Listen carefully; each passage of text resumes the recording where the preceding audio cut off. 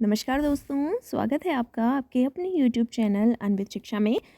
आज हम तीनों यानी मैं, आप और अन्वित शिक्षा, हम तीनों दोस्त आज चलने वाले हैं मालवा की सैर पर। आज मैं आपको ले चलूँगी मालवा की सैर पर। तो ये आपका चैप्टर है प्रभाष जोशी जी द्वारा लिखा हुआ अपना मालवा खाऊ उजाड़ू सभ्यता में। दोस्तों, इस चैप्टर को शुरू करने से पहले एक इम्पॉर्टेंट बात मैं आपसे कह देना चाहती हूँ कि मेरे जो स्टूडेंट हैं, मैंने देखा एक बार जब मैं ये चैप्टर उन्हें पढ़ा रही थी, तो मैंने पूछा कि कल हम कौन सा चैप्टर पढ़ेंगे, तो दे सेड कि अपना मालवा खाऊ उजाड़ू सभ्यता में। और बच्चे ऐसा बोलकर हंसने लगे। तो मुझे ये नहीं समझ आया कि वो बच्चे क्यों हंसे। शायद से इसलिए कि उन्हें ये नाम बहुत अजीब लगा। उन्हें लगा कि खाऊ उजाड़ू पता नहीं क्या है। तो सबसे पहले ये चैप्टर शुरू करने से पहले मैं आपको ये क्लियर कर देना चाहती हूँ कि अपना मालवा खाऊ उजाड़ू सभ्यता में, यहाँ पर जो खाऊ उजाड़ू सभ्यता है उसका मतलब है खाने के लिए, यानी कि अपनी कमाई के लिए, अपना भोजन इकट्ठा करने के लिए, पैसा कमाने के लिए उजाड़ देने वाला। खाऊ उजाड़ू यानी जिसको खाने के लिए उजाड़ दिया गया, वो सभ्यता। तो आप इसका नाम सुनकर हंसे ना। यहाँ पर लेखक ने जो है वो मालवा की ऐसी स्थिति के बारे में बताया है कि एक उसने तुलना की है अपने पुराने मालवा की और अपने नवीन मालवा की, अपने नए मालवा की, जो खाऊ उजाड़ू सभ्यता के कारण पूरी तरीके से बर्बाद कर दिया गया है, जो औद्योगिकरण के कारण, लोगों ने पैसा कमाने के कारण उसकी सभ्यता को बिल्कुल उजाड़ दिया है। तो चलिए हम शुरू करते हैं। प्रभाष जोशी जी का ये चैप्टर है अपना मालवा खाऊ उजाड़ू सभ्यता में। और इसमें मैं आपको पूरा चैप्टर नहीं बताने वाली हूँ, हम सिर्फ समराइज करेंगे इस चैप्टर को, यानी कि इसका सिर्फ सार मैं आपको बताऊंगी। प्रस्तुत पाठ अपना मालवा खाऊ उजाड़ू सभ्यता में लेखक प्रभाष जी जोशी द्वारा लिखित है। दोस्तों, मैं हमेशा ये कहती हूँ, जब मेरा हर वीडियो आप देखेंगे और मैं अपनी क्लास में भी अपने बच्चों से ये कहती हूँ कि आप कोई भी पाठ पढ़ें, सबसे पहले आप 3 चीज़ें ज़रूर याद रखें: पाठ की भाषा, पाठ का लेखक और पाठ की विधा। राइट। तो पाठ की भाषा जो है वो साधारण हिंदी है। पाठ के लेखक कौन है? तो हमारे इस पाठ के जो लेखक हैं वो हैं प्रभाष जोशी जी। प्रभाष जोशी जी। तो इस पाठ में लेखक ने क्या बताया है? इस पाठ में लेखक ने मालवा प्रदेश की मिट्टी, वहाँ की वर्षा, वहाँ की नदियाँ, वहाँ की संस्कृति, वहाँ का जनजीवन, उन सब का उसने चित्रण किया है। और प्राचीन समय में मालवा कैसा था, यानी जब लेखक वहाँ रहते थे तब मालवा कैसा था और अब मालवा कैसा हो गया है, लेखक ने पहले की स्थिति में और अभी की स्थिति में मालवा की तुलना हमें बताई है। मालवा की स्थिति की तुलना की गई है। जैसे कि पहले का जो मालवा था उसके बारे में क्या लोकोक्ति प्रचलित थी? मालवा धरती गहन गंभीर, डग डग रोटी, पग पग नीर। यानी कि मालवा की जो धरती है वो इतनी अच्छी है, इतनी गंभीर किस्म की है कि डग डग रोटी, पग पग नीर। हर हाथ में रोटी है, हर कदम पे रोटी है, हर कदम पे पानी है। इतना इतना संपन्न है मालवा, इतना शक्ति संपन्न है, इतना प्रकृति संपन्न, इतना संपदा संपन्न है कि इतनी अच्छी धरती है कि हर कदम पर आपके लिए रोटी और पानी उपलब्ध है। लेकिन अभी का मालवा कैसा हो गया है? अभी के मालवा को भी लेखक ने बताया है, नदी नाले सूख गए, पग पग नीर वाला मालवा सूख गया है। यानी कि जो पहले नदी नाले हुआ करते थे, पग पग नीर यानी हर कदम पर पानी हुआ करता था, वो अब पूरा मालवा सूख चुका है। मालवा में रहने वाले लेखक ने अपनी जन्मभूमि का बखान करते हुए उसके पहले की सुंदरता और आज की सुंदरता, आज के आधुनिक युग में उजड़ चुकी हरियाली और नदी झरनों के दुख को व्यक्त किया है। यानी कि इस पाठ का मूल प्रतिपाद क्या है, मूल उद्देश्य क्या है? पहले के मालवा, पहले के संपन्न मालवा, पहले के सुंदर मालवा और आज के बर्बाद हो चुके मालवा की तुलना लेखक ने की है। राइट। अपना दुख व्यक्त करते हैं लेखक कि आज की जो खाऊ उजाड़ू सभ्यता है उसने मालवा को कैसा बना दिया है। पूरे मालवा को बर्बाद कर दिया है, पूरे मालवा को बंजर बना दिया है। लेखक कहते हैं कि जो मालवा अपनी सुख, समृद्धि और संपन्नता के लिए प्रख्यात था, वही मालवा अब खाऊ उजाड़ू सभ्यता में फंसकर उलझ गया है। राइट। जो मालवा अपनी सुख समृद्धि के लिए जाना जाता था, अपनी संपन्नता के लिए जाना जाता था, वो मालवा आज की खाऊ उजाड़ू सभ्यता में फंसकर उलझ गया है। खाऊ उजाड़ू, जैसा कि मैंने इसका अर्थ आपको अभी शुरू में ही बताया। खाऊ यानी खाने वाला, उजाड़ू यानी उजाड़ दिया गया। जो खाने के लिए यानी कि जो पैसे कमाने के लिए उजाड़ दिया गया हो वो सभ्यता खाऊ उजाड़ू सभ्यता है। बेसिकली औद्योगिकरण की जो सभ्यता है, आजकल पूरी दुनिया में औद्योगिकरण बहुत तेज़ी से हुआ है, तो ये जो सभ्यता है जिसने प्रकृति का नाश कर दिया है औद्योगिकरण के लिए, इस सभ्यता को लेखक ने खाऊ उजाड़ू सभ्यता नाम दिया है। आगे चलेंगे।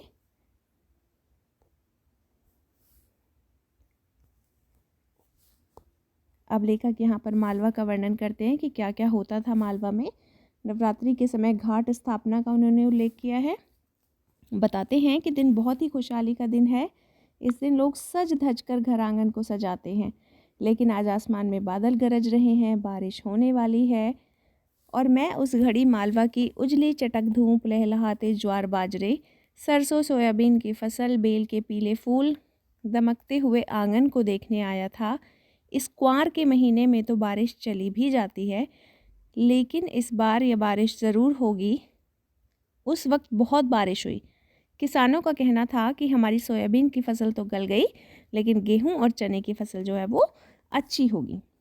मालवा में जो बारिश का पानी है वो घरों में घुस गया। सबको पुराने दिन याद आने लगे, लेकिन मालवा में अब पहले जैसे दिन कहाँ। कवि सफ़र के बारे में भी बात करते हैं। सफ़र के बारे में बात करते हुए वो कहते हैं कि इंदौर, उज्जैन से देवास होते हुए इंदौर जाना। क्या बातें की हैं अभी तक, मैंने 2 स्लाइड आपको दिखाई, एक ये वाली, इसमें उन्होंने बताया, इसमें जो इम्पोर्टेंट पॉइंट था वो हमारा ये था, मालवा धरती गहन गंभीर, डग डग रोटी पग पग नीर। ये पहले का मालवा था, और अब का मालवा कैसा हो गया है, नदी नाले सूख गए हैं, पग पग नीर वाला मालवा सूख चुका है। इसमें लेखक ने तुलना की थी पहले के मालवा की और अब के मालवा की। और इस स्लाइड में हमें लेखक बताते हैं नवरात्रि के समय घाट स्थापना के बारे में। इस दिन लोग क्या करते हैं, सज धज के अपने घर आंगन को सजाते हैं, आसमान में बारिश का इंतज़ार करते हैं। और इसके बाद जो दूसरा पॉइंट है वो कवि अपने सफ़र के बारे में बात कर रहे हैं कि उज्जैन से देवास होते हुए इंदौर जाना होता तो मालवा आंगन पड़ता है। यानी कि जब आप उज्जैन से होते हुए देवास की ओर जाते हैं, इंदौर जाते हैं, देवास से होते हुए इंदौर जाते हैं, तो मालवा आपके रास्ते में पड़ता है।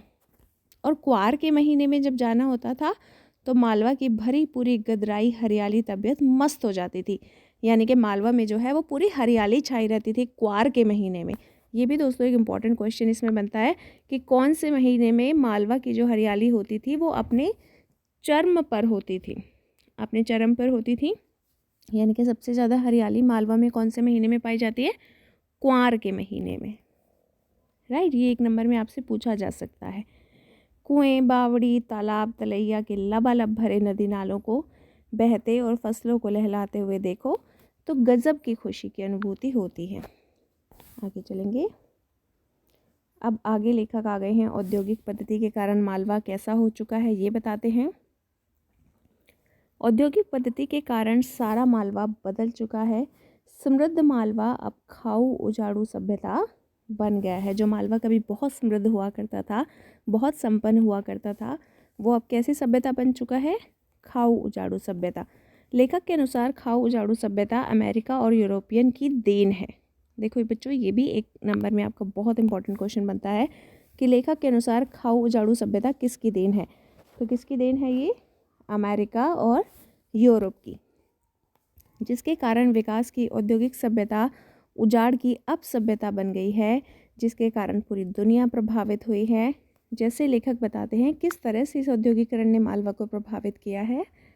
क्या बताते हैं वो कि नर्मदा को सीमेंट और कंक्रीट के विशाल राक्षसी बांधों से बांध दिया गया है। यानी कि जो नर्मदा नदी है उस पर सीमेंट और कंक्रीट के बांध बना दिए गए हैं, इसलिए वो चढ़ गई है, लेकिन फिर भी उसमें अभी बहुत पानी और गति है। पर नेमार के पास उसका बहाव और गति धीमी हो गई है। 1 नंबर में क्वेश्चन ये भी बनता है कि किस स्थान के पास नर्मदा की जो गति है वो धीमी हो गई है, तो ये है नेमार। लेखक ने अपनी यात्रा के दौरान जो भी देखा, महसूस किया और आज की जो स्थिति है इस पाठ में शब्दों के माध्यम से पिरोया गया है। उस आस में स्थित सारी नदियाँ तीर्थ स्थलों जैसे कि ओंकारेश्वर, जहाँ से शिप्रा नदी का उद्गम है, सिरमौल का घाट जैसी जगह के बारे में बताया।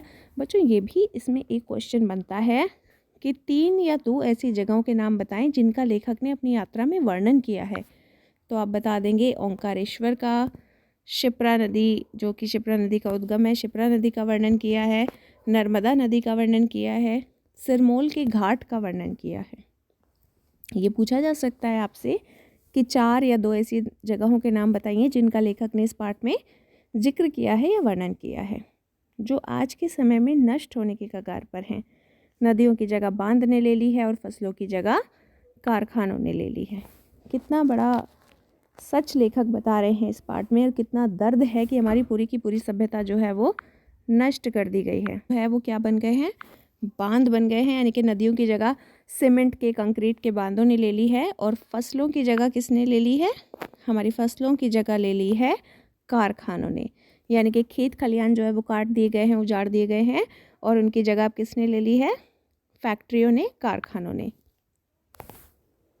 आगे लेखक कहते हैं कि इस बढ़ते औद्योगिकरण के कारण पर्यावरण का विनाश हुआ है। जिस मालवा में पहले खेत खलिहानों में हरी भरी फसल लहलहाती थी वो अब बंजर हो गई है। नदियाँ, तालाब, झरने सब सूख गए हैं। नदियों को बंदी बना दिया गया है। बंदी किसका? बांध के अंदर बांध बना दिए गए हैं उन पे।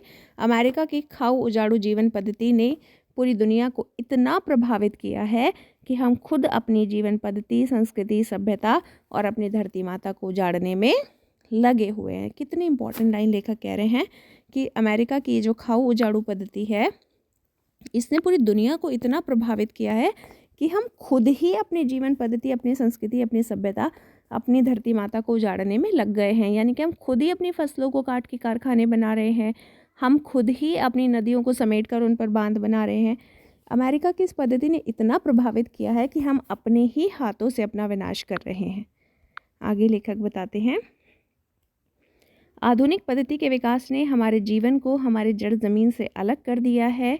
हम अपनी ज़मीन के महत्व को भूलते जा रहे हैं।